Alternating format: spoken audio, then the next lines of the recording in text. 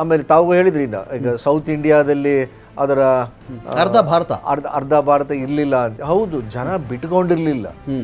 ಈಗಲೂ ಅಷ್ಟೇನೆ ಕರ್ನಾಟಕದಲ್ಲಿ ಸ್ವಲ್ಪ ಮಟ್ಟಿಗೆ ಇದೆ ಅಂತ ಹೇಳೋ ಕಾರಣ ಅದರಲ್ಲಿರ್ತಕ್ಕಂಥ ಪ್ರಮುಖರು ಯಾರ್ಯಾರಿದ್ದಾರೆ ಎಲ್ಲ ಕಾಂಗ್ರೆಸ್ ಇಂದ ಹೋಗಿರೋಂಥವ್ರೆ. ಯಾರನ್ನಾದ್ರೂ ನೋಡಿದ್ರಲ್ಲಿ ಮಂತ್ರಿಗಳಾಗಿದ್ದವರು, ಶಾಸಕರಾಗಿರೋರು, ಈಗ ಸ್ಪರ್ಧೆ ಮಾಡಿರೋಂಥವ್ರು, ಈಗ ಸ್ಪರ್ಧೆ ಮಾಡಿರೋರಲ್ಲಿ 9 ಜನ ಕಾಂಗ್ರೆಸ್ ಬ್ಯಾಕ್ ಗ್ರೌಂಡ್ ಇಂದ ಹೋಗಿರೋಂಥವ್ರೆ ಬಿಜೆಪಿಗೆ. ಅವ್ರಿಗೂ ಟಿಕೆಟ್ ತಗೊಂಡು ಹೋಗ್ತಿದ್ದಾರೆ. ಹಾಗಾಗಿ RSS ನವರು ಯೋಚನೆ ಮಾಡೋದಕ್ಕೆ ಶುರು ಮಾಡಿದ್ರು, ಬೇರೆ ಬೇರೆ ಪಕ್ಷದಿಂದ ಬಂದವರಿಗೆ ನಾವ್ಯಾಕೆ ಬೆಂಬಲ ಕೊಡಬೇಕು, ನಾವ್ಯಾಕೆ ಇಲ್ಲಿ ಶ್ರಮ ಹಾಕ್ಬೇಕು, ನಾವ್ಯಾಕೆ ಇಲ್ಲಿ ತೊಂದರೆ ತಗೊಂಡು ಕೆಲಸ ಮಾಡಬೇಕು ಅಂತೇಳಿ ಇದು ಘರ್ಷಣೆ ಶುರುವಾಯಿತು. ಫೈನ್. ಇದೀಗ ವಿಜಯ್ ಪ್ರಸಾದ್ ಅವರೇ, ಈಗ ಒಂದು ಈ BJPಗೆ ಇದೇನು ತುಂಬ ದೊಡ್ಡ ರಹಸ್ಯವಾಗಿ ಏನು ಉಳಿದಿರಲಿಲ್ಲ. ಅಕಸ್ಮಾತ್ ನಾವು ಹಿಂದಿ ಬೆಲ್ಟಲ್ಲಿ ಕೆಲವು ಸ್ಥಾನಗಳನ್ನು ಕಳೆದುಕೊಂಡರು, ಕೆಲವು ಸ್ಥಾನಗಳಲ್ಲಿ ಹಿನ್ನಡೆಯಾದರು, ಸೌತಲ್ಲಿ ನಾವು ಅದನ್ನು ಗೇನ್ ಮಾಡಬಹುದು ಅಂತ. Beat Tamil Nadu, beat Kerala, beat Andhra or Telangana, ಅದರಲ್ಲಿ ನಮಗೆ ತುಂಬ ಚೆನ್ನಾಗಿ ಕಾಣಿಸ್ತಿರೋ ನಂಬರ್ಗಳು ಅಂತ ಬಂದಾಗ ಕೇರಳ ಸ್ವಲ್ಪ ರಿಜಿಸ್ಟರ್ ಆಗ್ತಾ ಇದೆ. ನಮಗೆ 7 ಸ್ಥಾನದಲ್ಲಿ ಲೀಡಲ್ಲಿದ್ದೀರಿ ಅಂತ ಆಗ ಅಪ್ಡೇಟ್ ಇತ್ತು. ಚೆಕ್ ಮಾಡೋಣ, ಈಗ ಎಷ್ಟಾಗಿದೆ ಅಂತ ಚೆಕ್ ಮಾಡೋಣ ನಾವು. ಸೊ ಇದೇನಿದು, ಈಗ ನೀವು ಅಲ್ಲಿ ಅಕಸ್ಮಾತ್ ಕಳೆದುಕೊಳ್ಳಬಹುದಾದ ಸ್ಥಾನಗಳನ್ನು ಸೌತಲ್ಲಿ ಗೇನ್ ಮಾಡಬಹುದು ಅಂತ ಒಂದು ಪ್ಲಾನ್ ಇತ್ತಾ ನಿಮಗೆ? ನೋಡಿ, ನಾವು ನಾರ್ತಲ್ಲಿ ಹಿಂದೆ ಆಗುತ್ತೆ, ಸೌತಲ್ಲಿ ಬರುತ್ತೆ ಅನ್ನೋದಿಲ್ಲ.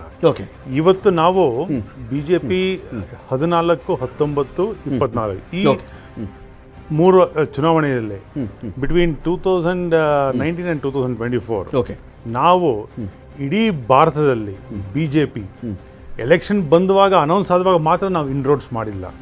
ಆಯ್ತಾ, 2019ರಲ್ಲಿ ಯಾವಾಗ ಚುನಾವಣೆ ಮುಗೀತೋ ಅಲ್ಲಿಂದಾನು ನಾವು ಸಂಘಟನಾತ್ಮಕವಾಗಿ ಯಾವ ಥರ ಮುಂದೆ ಹೋಗಬೇಕು, ನಾವು 2019ರಲ್ಲಿ ಯಾವ್ಯಾವ ರಾಜ್ಯದಲ್ಲಿ ನಾವು ಹೇಳಿದಷ್ಟು ಚೆನ್ನಾಗಿ ಮಾಡಿರಲಿಲ್ವೋ ಆ ರಾಜ್ಯದಲ್ಲಿ ತಮಿಳುನಾಡು ಆಗಿರ್ಬೋದು, ಕೇರಳ ಆಗಿರ್ಬೋದು, ಆಂಧ್ರ ಆಗಿರ್ಬೋದು, ತೆಲಂಗಾಣ ಆಗಿರ್ಬೋದು, ಅಂದ ಮಾತ್ರಕ್ಕೆ ನಾವು ನಾರ್ತ್ ಬೆಲ್ಟನ್ನು ಬಿಟ್ಬಿಟ್ಟಿದ್ದೀವಿ ಅಂತಲ್ಲ.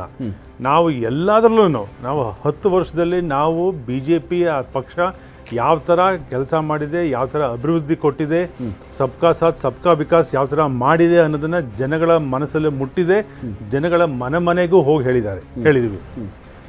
ತಮಿಳ್ನಾಡಿಗೆ ಬಂದುವಾಗ ಅಣ್ಣಾಮಲೈಯವರು ಎನ್ ಮಕ್ಕಳು ಅಂತ ಸ್ಟಾರ್ಟ್ ಮಾಡಿ ಅಲ್ಲಿ ಆಗ್ತಾ ಇದ್ದ DMKಯಿಂದ ಆಗ್ತಾ ಇದ್ದಂಥ ಈ ಸನಾತನ ಧರ್ಮದ ಹತಾಶೆ ಇದರದು, ಅವ್ರನ್ನ ನಿರ್ಮೂಲನೆ ಮಾಡಬೇಕು.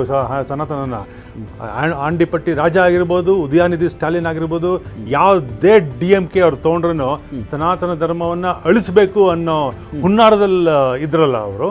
ಅದನ್ನು ಹೆಣ್ಣು ಮಕ್ಕಳು ಅದನ್ನ ಅಣ್ಣಾಮಲೈ ತಗೊಂಡಿದ್ದನ್ನ ಆ ಕಾರ್ಯನ ಇವತ್ತು ತಮಿಳುನಾಡಲ್ಲಿ ಸಾಧನೆ ಮಾಡಿದ್ದಾರೆ. ಅದೇ ರೀತಿ ಕೇರಳಲ್ಲೂ ನಾವು ಎಷ್ಟು ಇಂಟ್ರೋಡ್ಸ್ ಮಾಡಿದ್ದೀವಿ. ಅದರಲ್ಲಿ ಕೇರಳ ಸಂಘಟನಾತ್ಮಕವಾಗಿ ನಾವು ಸ್ಟ್ರಾಂಗ್ ಆಗಿದ್ರೂ ಕೆಲವೊಂದು ಕಡೆ ಸ್ವಲ್ಪ ಇದಿತ್ತು. ಬಟ್ ಇವತ್ತಿಗೆ ನೋಡ್ತು ಅಂತಂದ್ರೆ ನೀವು ಇವತ್ತು ನಂಬರ್ಸ್ ಏನೇನು ಬರ್ತಾ ಇದೆ ನೋಡ್ತು ಅಂತಂದ್ರೆ we have made a very good ಇಂಟ್ರೋಡ್ಸ್.